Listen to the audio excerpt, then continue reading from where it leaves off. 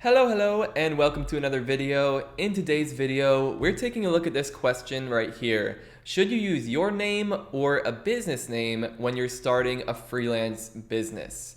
I've been getting this question a lot now about from people who are starting their e-learning businesses, and this question is kind of close to my heart because it's one that I struggled with for years.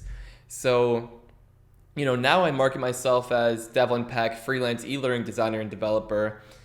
And I kind of came full circle because that's where I started. When I first started, when I was in my master's program, I marketed myself as a freelancer, but most of the clients I was attracting, they were all agencies. So I was in this subcontracting role, and I was at the mercy of how my client handled the end client. And I didn't have a lot of power in these relationships. My expertise was not respected. So I was getting really frustrated with this, and I was determined that I was going to land my own direct clients. And I worked with some in my first couple of years, but it wasn't with any big globally recognized brands or anything like that. So my take on this was, if I want to start landing these bigger clients and if I want people to respect me more and pay me more, then I need to market myself as an agency, and that will be more credible. At least that's what I thought, right? All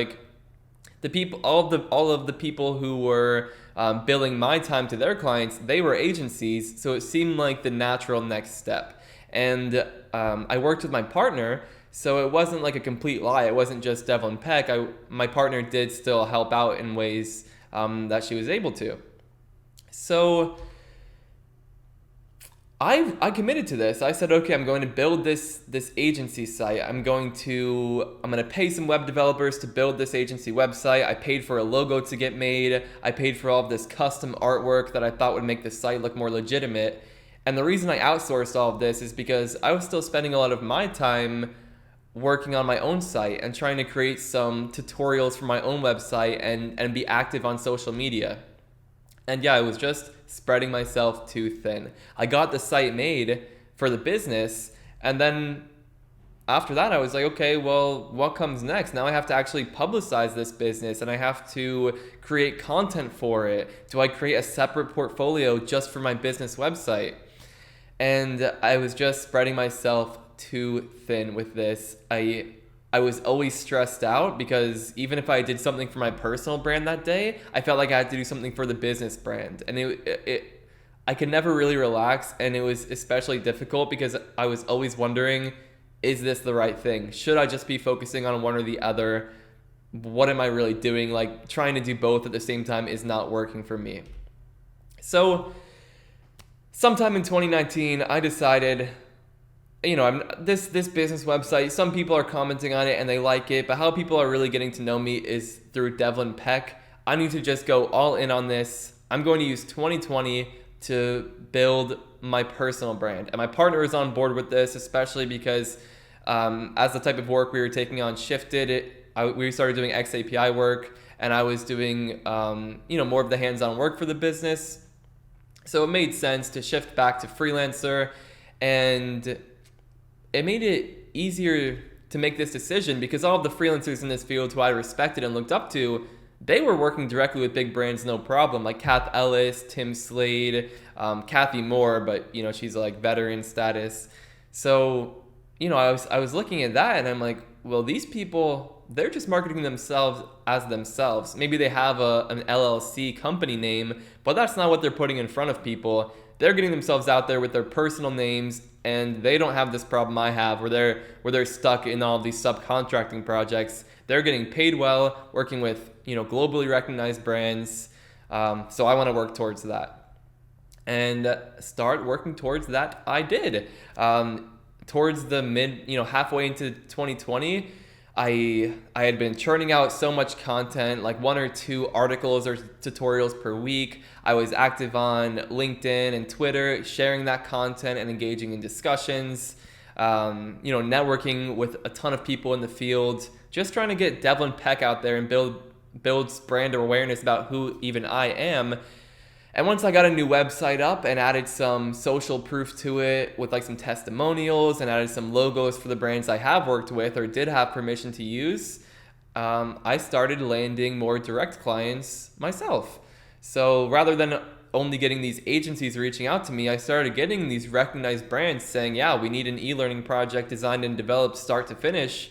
Do you want to help with this? Or they'll say, oh yeah, we heard from one of our instructional designers that you were a good freelancer to turn to. Can you help us with some of these projects we have going on? So I started seeing the results I wanted to see. And a year before, I thought that would only be possible if I was this agency marketing myself as something bigger than what I really am.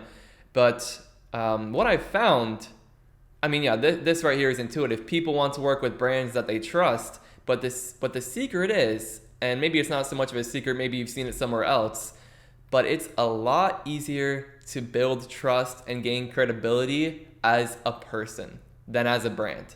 So, when I'm writing this content and working on these tutorials and sharing them with people will click on that, they'll use it for whatever they need to, and then they'll reach out and say, oh yeah, Devlin, thanks so much, you helped me solve my problem, or you helped me double my salary, or whatever it is.